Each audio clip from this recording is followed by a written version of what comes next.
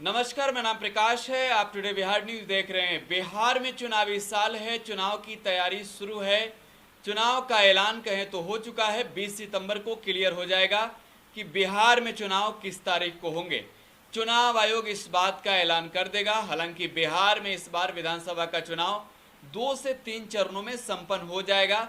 वजह सूबे में कोरोना का बढ़ता संक्रमण है।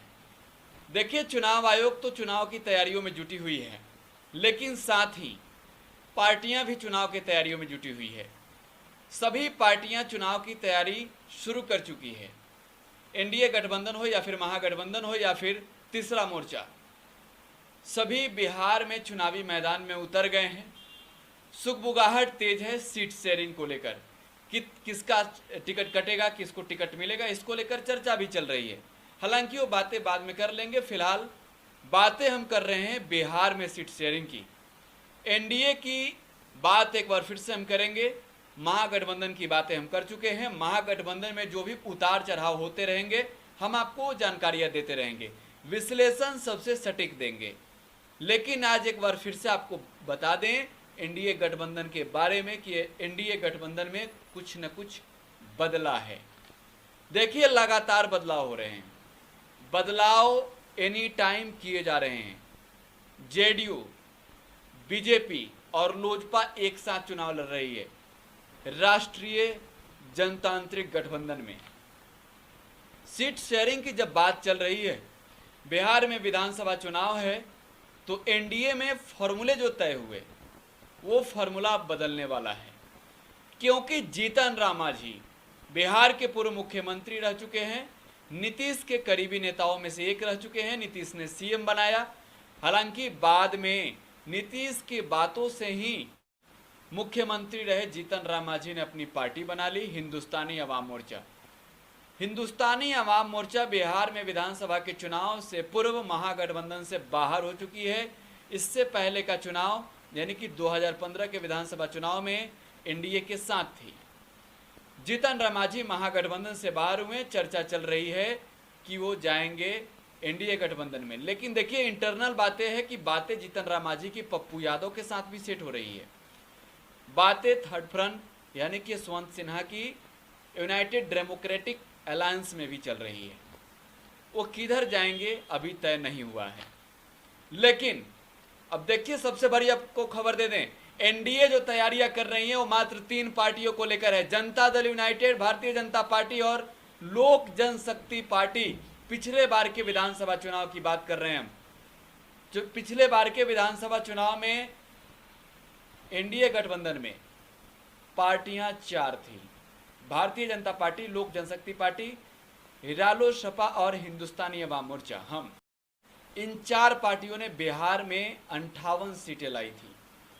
इस बार के विधानसभा चुनाव में नीतीश कुमार साथ हैं बीजेपी के। पिछली बार महागठबंधन में थे, सरकार भी बना ली थी, लेकिन नीतीश एक बार फिर से एनडीए गठबंधन में है और चुनाव की तैयारियों में जुटे हुए हैं। ऐसे में बात सीट शेयरिंग की हो रही है। देखिए, आपको 2015 के आंकड़े एक बार हम आपको बता देते हैं। आप ग्राफिक्स के जरिए देखिए, 2015 के आंकड़े हैं। भारतीय जनता पार्टी 160 सीटों पर बिहार में चुनाव लड़ी थी, 53 सीटें मिली। लोक जनशक्ति पार्टी 40 पर चुनाव लड़ी, 2 सीटें जीती।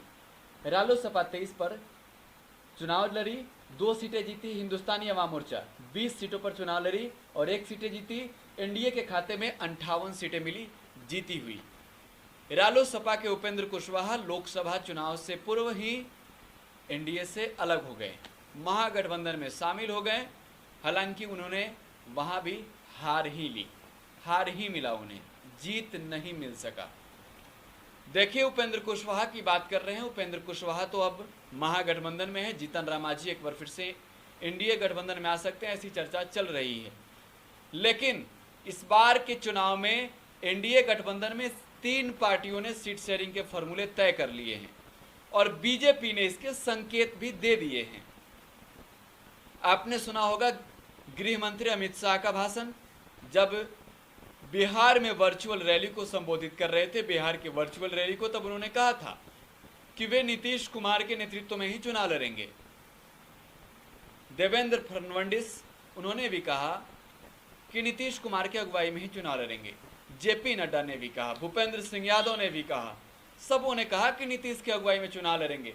और ऐसे में नीतीश की पार्टी जनता दल यूनाइटेड बिहार की सबसे बड़ी पार्टी इस बार चुनाव में होगी एनडीए गठबंधन में। एनडीए गठबंधन में सीट शेयरिंग की बात करते हैं। देखिए, नीतीश कुमार को एनडीए ने तय किया है कि 110 सीटें देंगे। नीतीश के खाते में 110 सीटें मिलेंगी। एनडीए गठबंधन से खबरें हैं, बीजेपी के खाते में 100 सीटें मिलेगी।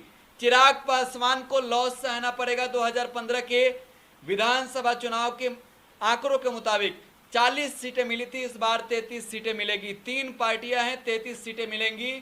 चिराग पासवान को 110 पर नीतीश लड़ेंगे। भारतीय जनता पार्टी को 100 सीटें मिलेगी। बिहार में विधानसभा का चुनाव एनडीए 243 सीटों पर लड़ेगी, 3 पार्टियों के साथ लड़ेगी।